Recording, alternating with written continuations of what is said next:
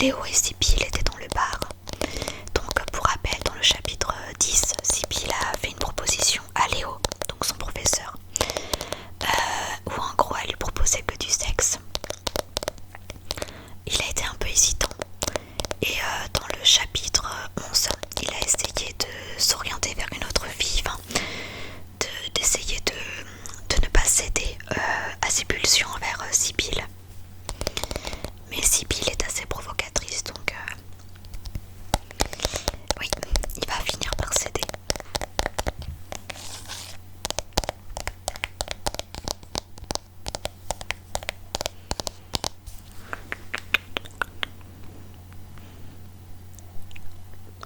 Et Sibylle a flirté en quelque sorte avec Gio. Donc Gio, c'est le cousin de Matteo et de Marco. Et c'est également, il travaille également dans le bar où Sibylle et Léo se retrouvent. Donc c'est parti pour le chapitre 12. Chapitre 12. Chapitre 12. Même s'ils semblaient de parfaits crétins, leur musique était entraînante.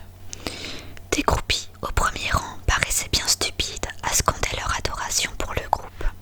LD Firefly ne jouait pas la musique que Léo avait l'habitude d'écouter, mais l'énergie qu'il dégageait sur scène était plutôt agréable à regarder. Le jeune prof d'art se surprenait de temps à autre à regarder vers la table de scie. Elle profitait de la soirée, assise autour d'une table avec ses amis du lycée. Sibylle faisait déjà partie de la bande la plus populaire du lycée. Il y avait évidemment cet imbécile de Matteo, cet idiot de Tim Bosquet et sa copine, une petite blonde dont Léo ne connaissait pas le nom, et plusieurs autres jeunes insignifiants. Léo se demanda comment ces mineurs avaient passé le physionomiste. Le professeur observait ses élèves en train de descendre plusieurs mètres de shot et diminuer le niveau de leur pichet de bière. Il but cul sec son 6e verre de whisky lorsqu'il vit Matteo susurrer quelque chose à l'oreille de scie. Alors, qu'est-ce que donne la pêche? Léo fronça les sourcils et se tourna vers Gio, qui semblait avoir moins de travail. La pêche. Le plus gros poisson était déjà encerclé par une dizaine d'hameçons acérés. Et pourtant, le gros poisson s'amusait à titiller des lèvres les appâts sans jamais se faire prendre. Quelle adresse, quelle expérience en la matière. Gio reconnut le regard de prédateur que Léo dirigeait vers la table des lycéens. Si tu as des vues sur la petite blonde, pas touche, avertit Gio. Quoi? Jamais de la vie. Tu sais qu'elle est mineure, s'offusqua Léo.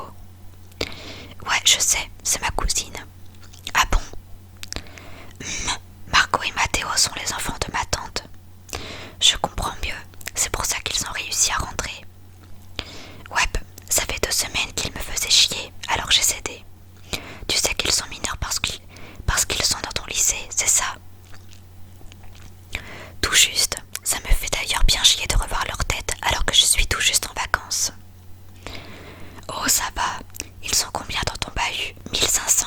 Ça ne va pas être leurs 2 tronches qui vont te faire passer une mauvaise soirée. Si. Un rire nerveux échappa à Léo. Apparemment, Gio n'avait pas conscience que près d'une classe entière s'était pointée dans son bar. T'as pas compris que toute la petite table là-bas était mineure, se moqua-t-il. Sérieusement, sorrifia le barman, même la fille avec qui tu parlais tout à l'heure. Même elle, dit Léo entre ses dents. Léo se retourna vers les clients clandestins et s'aperçut que Si n'était plus assise. Il balaya les clients du regard, mais ne la voyait pas. Il dégloutit en constatant que Matteo aussi avait disparu. Où était-il passé? C'est alors que Léo sentit une main frôler la sienne. Il reconnut la jolie blonde en robe bulle qu'il avait remarquée plus tôt. « Je peux t'offrir un verre ?» demanda-t-elle timidement.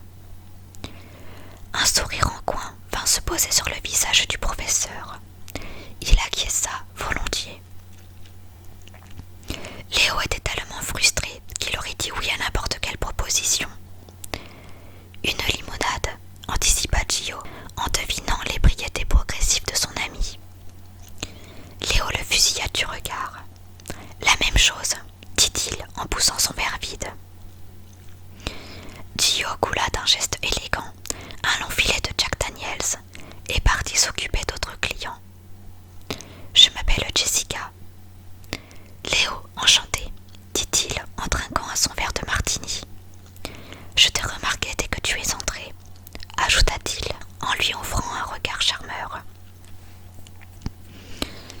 Oui, j'ai vu que tu me regardais avec ton ami, rougit-elle en désignant de la tête les gens en train de danser. Léo ne comprit pas tout de suite pourquoi elle faisait un tel geste. Il se tourna vers la piste dansante et tomba sur Sibylle et Matteo en train de danser. La musique des LED Firefly était très énergique, mais pourtant, les deux adolescents se trémoussaient langoureusement. Une boule de colère se bloqua instantanément dans la gorge de Léo. Si se mouvait exactement comme cette nuit-là, dans la ruelle de Souf. Léo détourna le regard et but une grande gorgée de whisky. « C'est une simple connaissance de boulot », cracha-t-il à Jessica. « Tu travailles dans quoi ?» s'intéressa la blonde. « Bordel, elle veut m'habiller au complet ou quoi? Qu'est-ce que je déteste ces banalités d'usage, comme si on avait besoin de faire connaissance pour baiser. Elle comme moi savons que cette discussion va aboutir. » « Parle-moi plutôt de toi, tu as l'air très intéressante, » dit-il avec sous-entendu. Jessica répondit par un gloussement pathétique. Elle commença à raconter sa vie, sa colocation avec deux autres nanas, son travail au complexe sportif de Petit Port, son chat.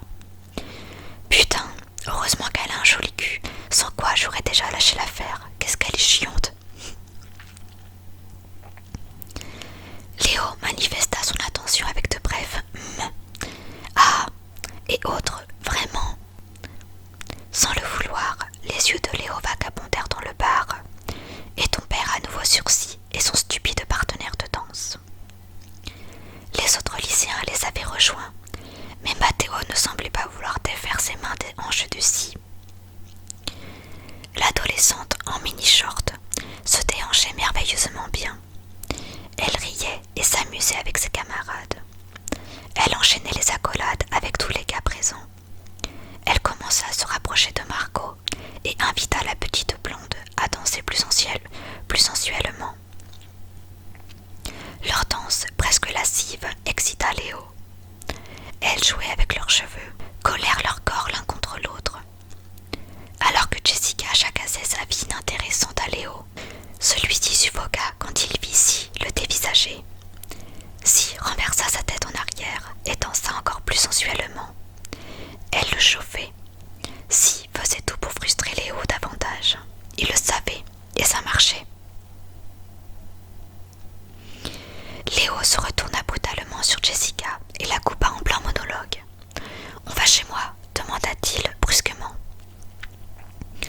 Jessica rougit immédiatement, elle qui semblait très sûre d'elle lorsqu'elle contait ses anecdotes avec son chat pompon.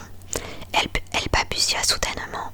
« On pourrait apprendre à mieux se connaître avant de... »« Ouais, comme tu veux, je vais pisser, » lança-t-il avant de descendre de son tabouret. Léo se dirigea derrière la scène, là où le sas qui desservait les toilettes se trouvait. Il passa quelques clients complètement bourrés et esquiva un homme courant vers les toilettes, sur le point de vomir. Léo se figea une seconde lorsqu'il rencontra encore une fois le regard de Si.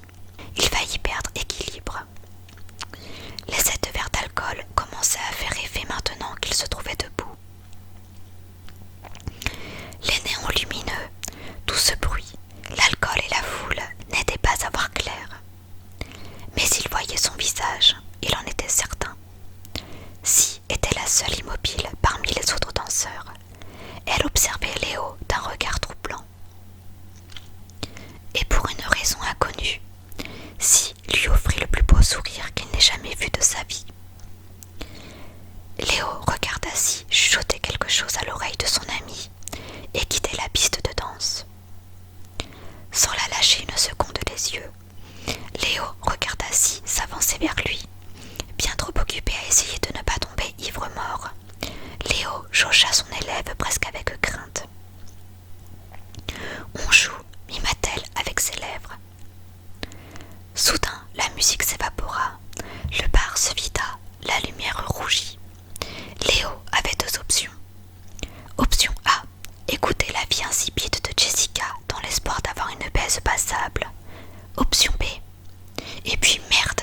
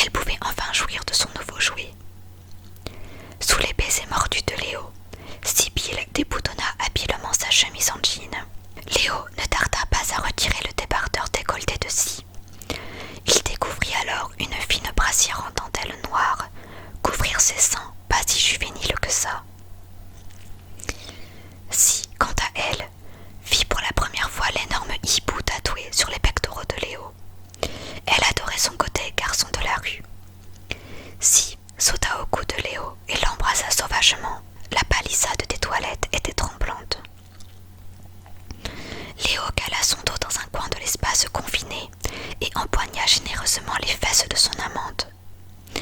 S'y dessina un chemin de baiser sur le cou, puis le torse de son professeur. Elle manipulait l'art de la diversion, et c'est ainsi que le pantalon de Léo atterrit sur ses chevilles sans que celui-ci s'y attende. Sibylle fermait le chemin de baiser pour une délicieuse griffure de sa main gauche. Le chemin se finit à la naissance du pubis de Léo. Si leva les yeux un court instant vers le visage plus que complet de Léo. Complet, il n'a encore rien vu. Et voilà, c'est la fin de ce chapitre.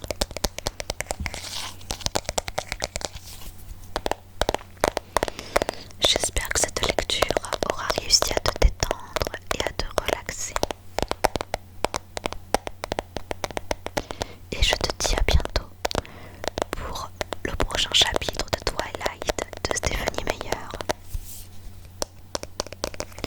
Je te souhaite de passer une très bonne journée, une très bonne soirée